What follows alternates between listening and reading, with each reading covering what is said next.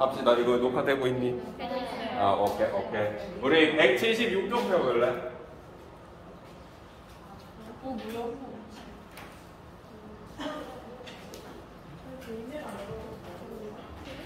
176쪽 하기 전에 문필이 없네요? 문필이 없어서 이걸로 합시다. 펜 세팅 좀 하겠습니다. 뭔가 이거 제일 잘 쓰시는 거. 세육쌤은 저 무지개색 쓰던데, 무지개. 아, 세욱쌤이 쓰신 거였어? 우리 지난 시간에 개체군 상호작용 했던 거 기억나요? 개체군 상호작용에 뭐뭐 있었는지 기억을 해내셨으면 좋겠습니다. 5가지 정도 있었는데 텃세 있었고 리더제, 순위제, 사회생활, 가족생활 이렇게 있었고 이것들의 여러 가지 예가 있었거든요. 그 중에 선생님 수업하다가 뭐가 하나 있었냐면 이제 처음에 선생님이 텃세에 대한 얘기를 할 때 곰, 호랑이, 서식지에 이런 생물들이 살고 있고 A 지역, B 지역이라고 했을 때 텃세가 어디라고 했어요? 얘가 텃세라고 합니다. 여기 왜 불투명해요?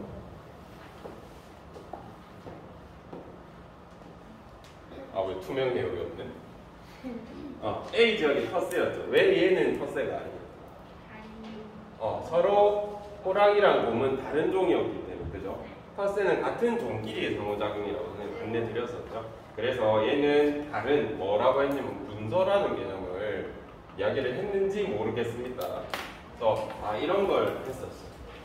근데 우리 이 파트에서는 분명 문제가 나올 법한데 텃세 예시, 리더제 예시, 순위제 예시, 사회생활 예시 같은 걸 좀 기억하시는 게 좀 더 좋다라는 설명을 했었습니다. 그래서 그것 때문에 곰 3마리 노래 틀렸다고 이런 얘기도 했던 것 같네요. 오늘은 군집 상호작용을 할 겁니다. 군집 상호작용. 먼저 우리 책에 어머머머머머머. 왜.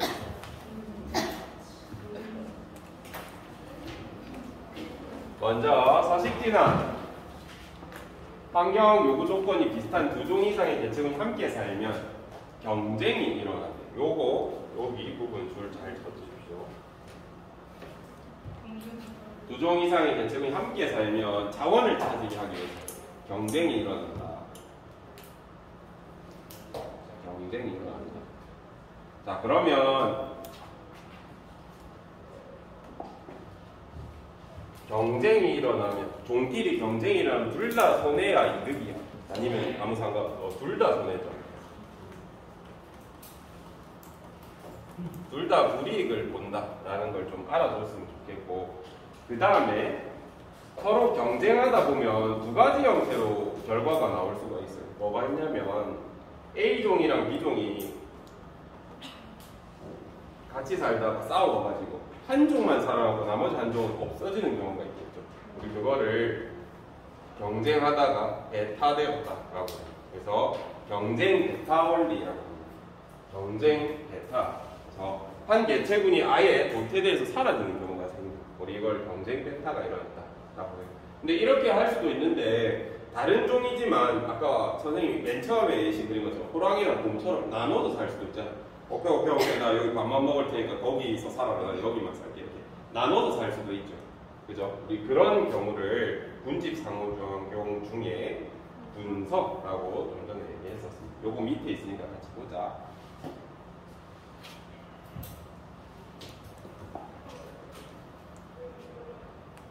여기 보면 이 그래프를 먼저 잘 이해를 하셔야 됩니다.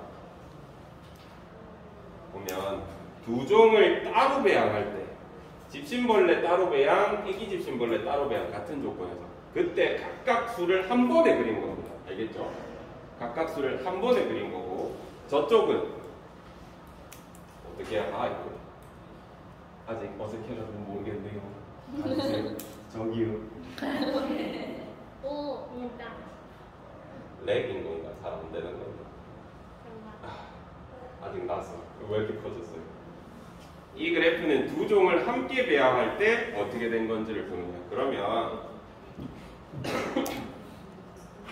여기서 원래 수를 우리가 한번 그려보면 원래 집신벌레 수가 요 정도라고 돼 있죠. 저기에. 잘 안 보이지만 그런 걸로 기억합니다. 그런데 둘이 같이 키웠더니 어떻게 됐어요? 이거 집신벌레가 손해보고 있구나라고 우리 충분히 판단할 수 있습니다. 그 다음에 집신벌레 말고 저쪽에 애기 집신벌레, 똑같은 집신벌레인데 다른 종인 겁니다. 보면 애기 집신벌레 수가 미세하게나마 이렇게 줄어든 걸 알 수 있습니다. 그죠? 그래서 얘도 손해구나. 그래서 이 두 종 간에 뭐가 일어났다는 걸 판단할 수 있어요. 경쟁이 일어났었구나. 그리고 그 결과 집신벌레가 어떻게 되고 있어요? 나중에 빵마리가 될 것이 명확해 보입니다. 그래서 이 결과 경쟁 베타가 일어난 것까지 우리 그래프로 분석할 수 있습니다. 그치요?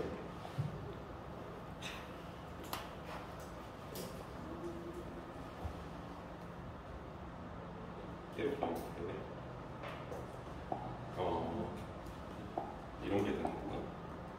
저도 지금 알아가고 있는데.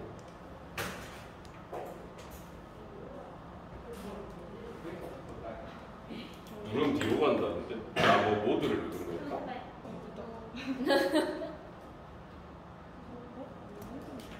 여기 보면 그 다음 좀 전에 얘기했던 분서라는 내용이 나와. 여기 보면 환경 조건이 비슷한 애들이 살 때 우리는 좀 전에 선생님이 예시로는 호랑이나 곰처럼 서식지를 나누는 경우만 얘기했는데 사실 다르게 피해 살 수도 있잖아. 어떻게 사냐면 시간을 니는 밤에 살아라, 나는 낮에만 움직일게, 이런 식으로 살 수도 있고 이런 것도 다 분서라 할 수 있습니다. 생태적 지위라는 단어를 안 배웠기 때문에 대충 줄 맞추고 넘어갈게요. 그 다음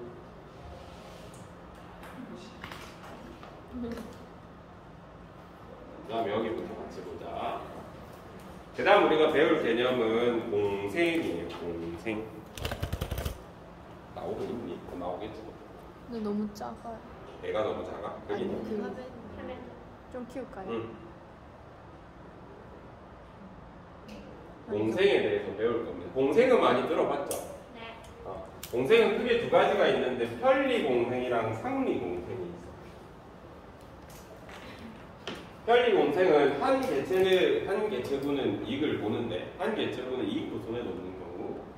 그 다음에 상리공생은 서로 이익이 있다는 뜻이거든요. 그래서 두 개체군 모두 이익이 있는 경우. 특히 편리공생 같은 경우는 예시가 우리 거북이랑 빨판상어가 여기 나와 있어요. 그래서 얘는 예시를 조금 알았으면 좋겠어요. 왜냐하면 생각이 많은 친구들이 질문을 해줍니다. 저도 좋은 질문이라 생각하고 비슷한 면에서 동의합니다. 어떤 면이냐면 선생님 거북이요, 이 친구 혼자 다니면 잘 살 텐데 아니 얘가 달라붙어가지고 장거리 이동을 하면 거북이가 에너지를 쓰니까 손해 아닙니까? 생각할 수 있어. 거북이 전체 무게에 비해 얘가 너무 가벼워. 특히 물속에서. 그래서 거의 에너지 소모가 추가로 많이 안 일어난다라고 표현하더라고요. 그래서 이게 편리공생이 얘가 될 수 있구나 기억해 주십시오. 왜냐하면 이걸 모르고 그냥 보면 이거 기생 아니야?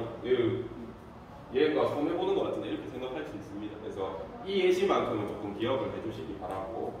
그 다음에 둘 다 이득 보는 대표적인 게 이제 흰 동가리랑 말미잘이. 흰 동가리 어디서 많이 봤어요? 니모. 맞아, 니모 맞아. 그 친구 흰 동가리라고 합니다.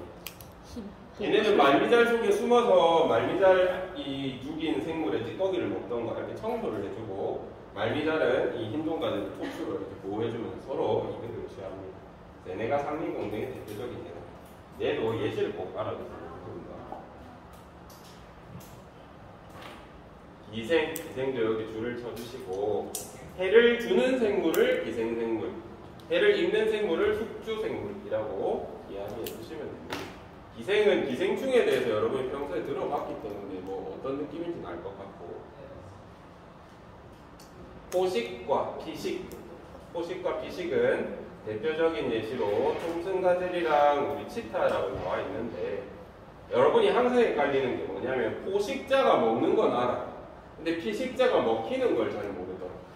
그래서 피식자가 먹히는 거구나, 당하는 거구나 라는 걸 꼭 생각을 해주시기 바랍니다.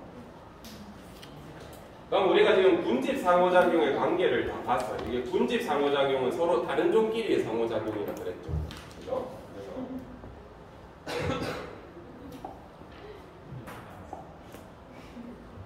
근데 이게 좀 높은 거 같기도 하고 기분 탓인가요?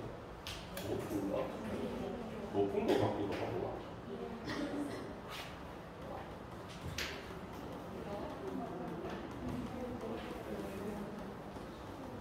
군집 상호작용에 몇 가지 있었어요.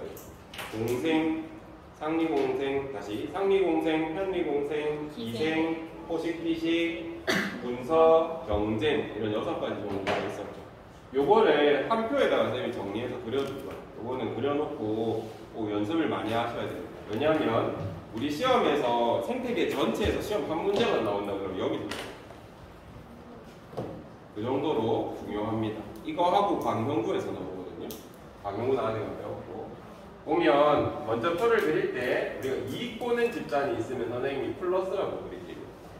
손해를 보면 중립 상태. 이익도 손해도 안 보면 빵이라고 적을 거고 손해를 보면 마이너스로 그릴게요. 그래서 왜 나 빨간색이 나와요? 너무 작게 그렸네.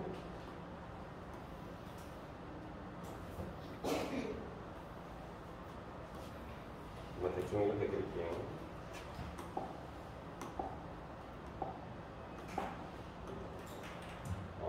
종 왜 레드 컬러만 나오나요? 흰색 보세요, 흰색.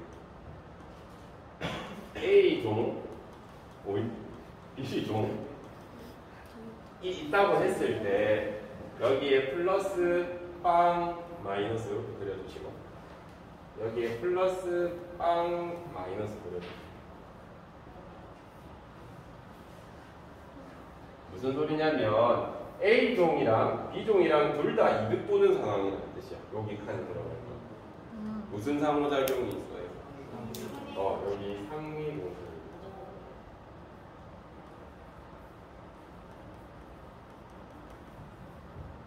한쪽은 이득을 보는데 한쪽은 이득도 손해도 없어. 여기. 편리공생인 거 알고 있죠? 또 편리공사 한 개 더 있겠다. 어디 있어? 여기도 편리공사.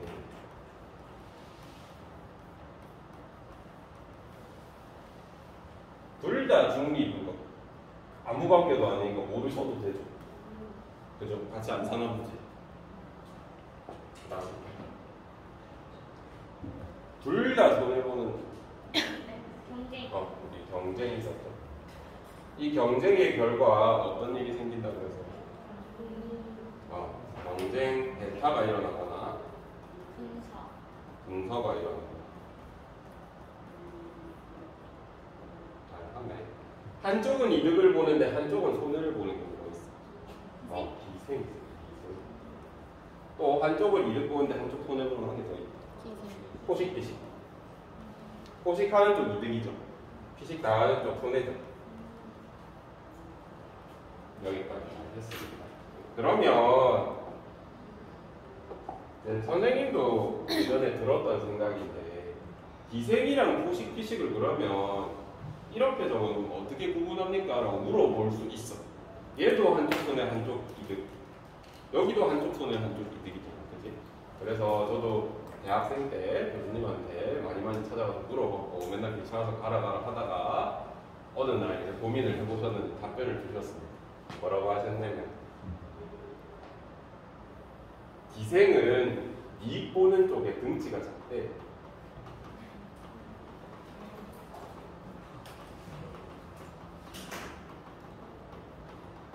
그런 거 같지 않니? 네. 극단적으로 차이가 조금 날 때 우리가 기생이라는 표현을 쓰는 것 같다. 그죠? 뭐 적당히 뭐 코끼리 치타인데 뭐 치타가 코끼리한테 기생한다 그러지는 않을 거고, 그죠? 이렇게 극단적으로 완전 차이 나는 벼룩이랑 사람 정도, 그죠? 이런 경우에는 벼룩이 사람 몸에 기생한다고 표현하잖아, 그지? 또 포식과 피식의 경우도 비슷하게 먹히는 쪽이 조금 작은 쪽이다라고 하면 우리가 포식 피식으로 적을 수 있겠다. 명확하게 구분하기는 어려운데 우리가 고등학교 수준에서 대학교의 학부생 수준에서 이해하려면 그 정도로 이해하셔도 틀릴 건 없을 것 같습니다. 저 두 개를 굳이 구분하라고 말한 거예요. 이해되시죠? 그래서 우리 한 판에 이렇게 정리해봤다. 요거는 들고 가셔가지고 연습을 좀 하십시오. 알겠죠? 어떤 문제가 나오냐면 뭐 A종, B종, C종 관계를 그려놓고 얘는 얘랑 무슨 관계야? 얘는 얘랑 무슨 관계야? 얘는 쟤랑 무슨 관계야? 뭐 이런 거 물어봐요. 그래서 연습을 꼭 하셔야 돼요. 안 됐을까?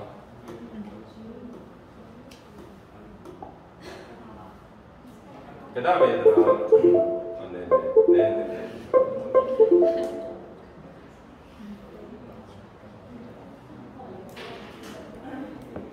근데 포식 피식은 덩치가 비슷한 거예요? 아니면 한 줄 더 큰 거예요? 뭐라고요? 기생은 쪽 덩치가 큰 거라 했잖아요. 포식 피식은 비슷한 거예요? 포식 피식은 먹히는 게 더 작을 때가 많죠. 근데 아까 코끼리 치타 같은 경우는 또 다른 얘기가 될 수 있고, 그래서 보면 돼. 먹는지 상황을 보면 여러분이 판단을 할 수 있어요. 우리가 그래프로 이게 A종, B종 이렇게 했을 때 구분하는 방식을 얘기하는 거고요. 실제로 보면 예를 들어서 오징어가 새우 이렇게 잡아먹는 거 장면이 보여지면 포식 피식인 거 알잖아요. 그죠? 그래서 실제로 가서 보면 별로 헷갈릴 게 없죠. 우리가 시험 문제로 보니까 A종, B종 이렇게 해서 저렇게 구분하라는 얘기를 합니다. 이제 여기서 우리가 다양한 군집 상호작용을 봤는데 변수가 있어. 어떤 변수가 있냐면 그래프에서 공생, 기생, 포식, 피식 이런 걸 다 표현할 수 있어. 그래서 그걸 한번 보자는 거죠. 똑같이 두 종을 따로 배양했을 때 이제 집신벌레가 보지 마세요. 집신벌레 얘기 말고 이제 다른 종으로 이 그래프를 통해서 볼 겁니다. 어떤 상호작용으로? 만약에 내가 키웠는데 따로 키웠을 때 이 상태인데 집신벌레는 같이 이 두 종을 같이 키웠더니 집신벌레는 줄었고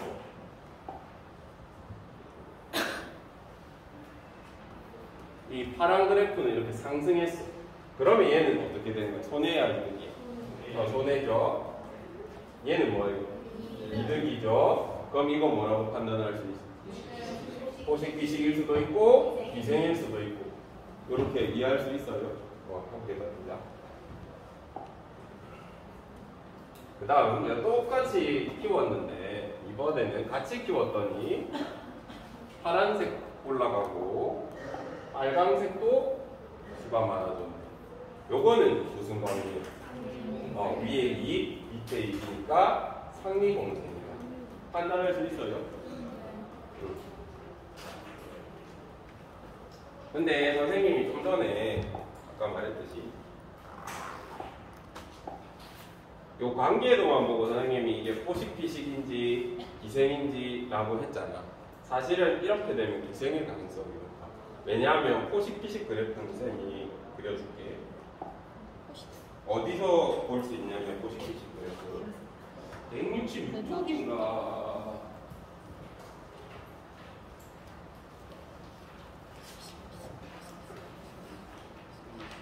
여기 있는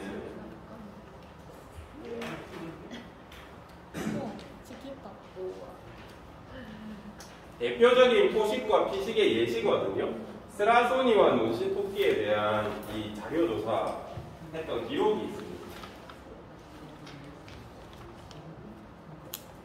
보면 포식과 피식의 관계를 자연계에서 우리가 관찰하면 어떤 그래프처럼 보여요? 주식, 그 주기가 있어 보이죠? 그죠? 요렇게 요런 느낌이 나고 요런 느낌이 나고 그죠? 그래서 얘를 뜯어보면 어떻게 판단할 수 있냐면 시작 보세요. 포식자가 늘어나니까 누가 줄어? 스라손이 늘어나니까 눈시토끼가 눈에 띄게 줄어요. 그러다가 먹을 게 없으니까 스라손이가 다 죽었겠죠? 눈시토끼가 없으니까. 그랬더니 눈시토끼가 엄청나게 늘어나. 그랬더니 스라손이도 엄청나게 늘어나. 얘가 늘어났더니 눈시토끼가 엄청나게 줄어. 그랬더니 얘도 똑같이 줄어. 그래서 서로 상호관계를 맺어서 계속 이렇게 주기적으로. 이해돼요? 네. 포식과 피식의 경우는 이렇게 주기적으로 나타나요. 그럼 여기서 만약에 문제를 낸다 그러면 이게 뭐예요? 이건 터치가 안 되나요? 네? 예? 예? 네? 배거 아니에요? 저 리모컨 한번 해볼게요. 이번 편을 해볼까요?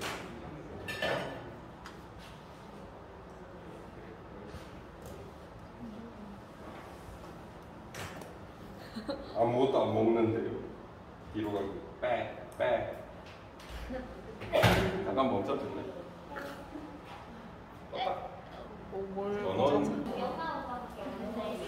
여보세요? 다시 보자 얘들아. 마지막으로 뭔 얘기를 하고 싶었냐면요. 포식과 피식 그래프가 만약에 있다 그러면 뭐 이런 주기함수가 나온다고 치고 함수가 아니라 이런 주기적인 게 나온다 쳤을 때 파란색이랑 흰색 중에 누가 포식자고 누가 피식자인지 구분할 수 있어 이게? 포식자. 파란색이 포식자. 얘가 포식자, 얘가 피식자. 피식자. 어떻게 그렇게 판단했어요? 포식자가 작아요. 포식자의 수가 피식자보다 더 많을 수 없겠죠. 그죠? 물론 여기에는 제가 2시간씩 그려서 구간이 생깁니다만, 그런 말도 안 되는 구간이 생깁니다만, 포식자가 피식자의 수를 넘을 수는 없다. 그런 걸 통해서 여러분이 그것만 구분할 수 있으면 되고, 이렇게 하면 우리 군집 상호작용은 잘한 것 같습니다. 다음 시간에 뭐 할 거냐면 층상구조 171쪽에 층상구조 해야 됩니다. 혹시 물어보면 그거 이야기해 주세요. 끝.